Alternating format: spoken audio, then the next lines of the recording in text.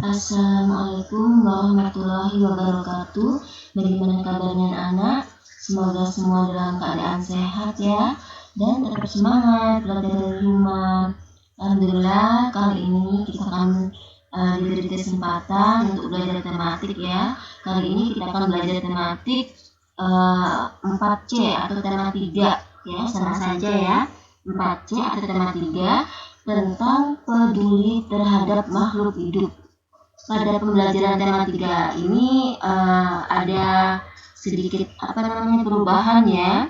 Biasanya Bu Lita memberikan materi sesuai pembelajaran, misalkan tema 3 pembelajaran 1 dan 2. Nah, untuk pertemuan tematik kali ini, tematik 4C atau tema 3, kita belajar sesuai mata pelajarannya atau muatan pelajarannya. Nah, kita akan belajar tentang subtema 1, tentang hewan dan tumbuhan di lingkungan rumah, mupel atau muatan pelajaran PPKN. Jadi kita pada hari ini belajar pelajaran PPKN pada subtema 1 ya. Pada pelajaran PPKN ini tujuan pembelajarannya yaitu yang pertama, menjelaskan hak dan kewajiban terhadap sumber daya alam.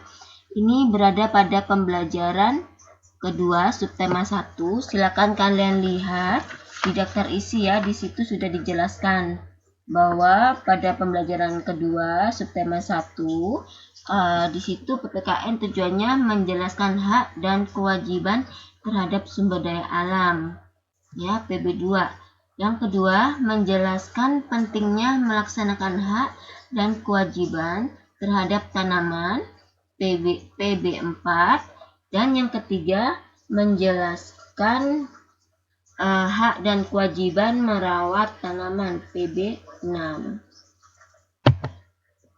Nah, yang pertama yaitu menjelaskan hak dan kewajiban terhadap sumber daya alam. Itu pada PB2 kalian buka halaman 10 ya, pada buku paket halaman 10. Di situ dijelaskan bahwa semua orang pasti memiliki hak dan kewajiban ya, memiliki hak dan kewajiban terhadap sumber daya alam. Hak itu apa sih? Bu Lita ingatkan kembali bahwa hak adalah sesuatu yang harus kita dapatkan, sedangkan kewajiban adalah sesuatu yang harus kita lakukan sebelum atau sesudah mendapatkan hak. Ya, jadi kita memiliki hak dan kewajiban terhadap sumber daya alam berupa apa saja? Bisa berupa makanan, bisa berupa hasil kekayaan alam, dan banyak lainnya. Nah, ini pada contoh ini kita sumber daya alamnya berupa bahan makanan ya. Ini adalah keluarga yang sedang makan bersama. Dia makan bersama dan ada anak yang anaknya minta nambah nasinya yang banyak ya Bu, aku mau nasi yang banyak Bu. Terus ibunya bilang, ambil secukupnya nak, nanti kalau kurang bisa tambah lagi. Nah, di sini terus ayahnya memberikan dapat lagi. Nah, mengambil makanan itu harus secukupnya agar tidak tersisa dan terbuang. Karena bila tersisa dan terbuang itu sama dengan mubazir, itu merupakan salah satu sikap bijak yang harus dilakukan untuk menghemat sumber daya alam. Maksudnya yang tidak tersisa ini itu merupakan salah satu sikap bijak yang harus dilakukan untuk menghemat sumber daya alam. Makanya kalian kalau makan harus dihabiskan ya. Tidak boleh mengambil makanan terlalu berlebih-lebihan, mengambil makanan secukupnya. Jika nanti kurang boleh tambah lagi, tetapi tidak boleh berlebihan ya. Karena apabila kalian makannya habis dan tidak terbuang, itu menunjukkan kalian sudah bijak ya, bijak dalam menghemat sumber daya alam. Selanjutnya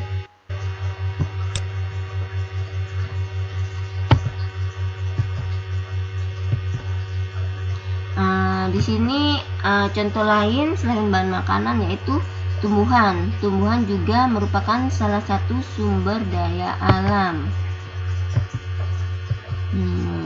Ya, jadi kita memiliki hak untuk memanfaatkan tumbuhan itu. Akan tetapi sebelum kita menerima haknya, kita sebaiknya melaksanakan kewajiban terlebih dahulu.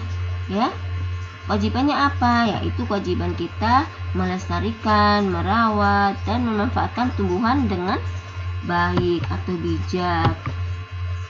Nah, ini adalah contoh perilaku orang-orang di sekitar kita ya, sekitar kita. Nah, ini adalah contoh perilaku yang bertanggung jawab dalam memanfaatkan sumber daya alam, yaitu mengambil hasil hutan sesuai keperluan, menerapkan sistem tebang pilih saat memanfaatkan kayu di hutan, melakukan penanaman kembali pohon di hutan, menggunakan air sehemat mungkin, menggunakan bahan bakar fosil sehemat mungkin, menggunakan listrik sehemat mungkin. Ini adalah contoh perilaku yang bertanggung jawab. Selanjutnya, contoh perilaku yang tidak bertanggung jawab yaitu menebang pohon secara sembarangan. Ya, yang kedua, penggunaan bom ikan untuk menangkap ikan. Yang ketiga, membuang sampah atau limbah ke sungai. Yang keempat, membiarkan keran air terbuka saat tidak digunakan. Yang kelima, berburu hewan langka yang dilindungi. Dan yang keenam, menyalakan lampu pada siang hari. Jadi kalian harus bisa membedakan ya, mana perilaku yang patut dicontoh dan mana perilaku yang tidak boleh kita lakukan atau tidak boleh kita contoh. Dan kalian harus bijak dalam mengambil sikap ya.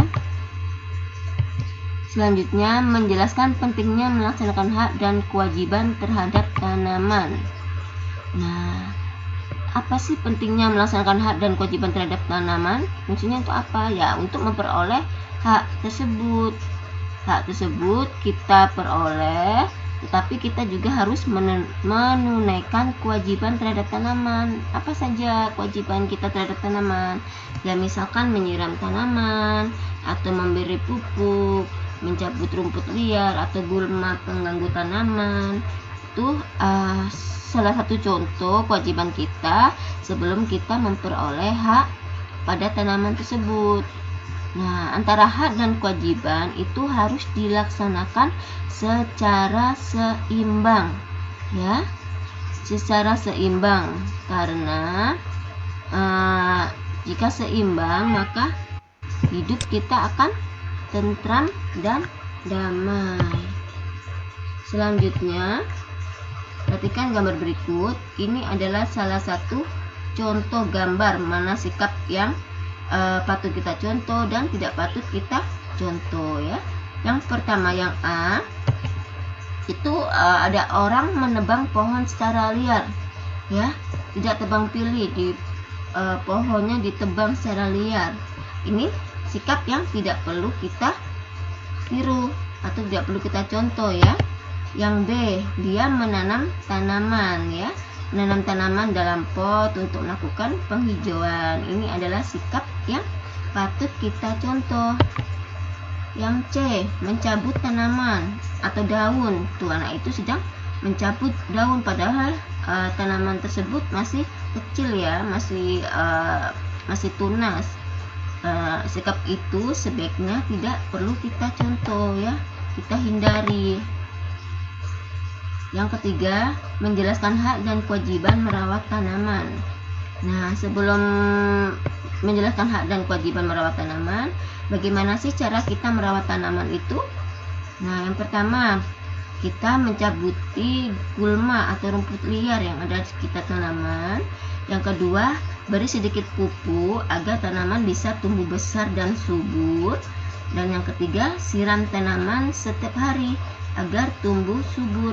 Biasanya lebih baik pada sore hari ya, sore hari atau pagi hari. Nah, hak dan kewajiban merawat tanaman apa saja sih? Nah, haknya kita adalah bisa menikmati keindahan tanaman. Yang kedua, menikmati hasil buahnya. Yang ketiga, mendapat udara segar. Yang keempat, dapat mengambil hasil tanaman, biasanya berupa atau daunnya yang kita ambil, atau batangnya, atau buahnya ya. Sedangkan kewajibannya apa? Sama seperti yang sebelumnya ya, yaitu menyiram tanaman, mencabut gulma, memberi pupuk, dan memberi sinar matahari yang cukup. Ya, mungkin itu saja penjelasan dari Bu Lita untuk mata pelajaran PPKN. Kurang lebihnya Bu Lita mohon maaf. Apabila ada hal yang dipertanyakan, silakan bertanya. Untuk latihannya nanti Bu Lita info di grup ya. Alhamdulillah, jazakumullahu khairan katsir wa barakallahu fikum. Wassalamualaikum warahmatullahi wabarakatuh.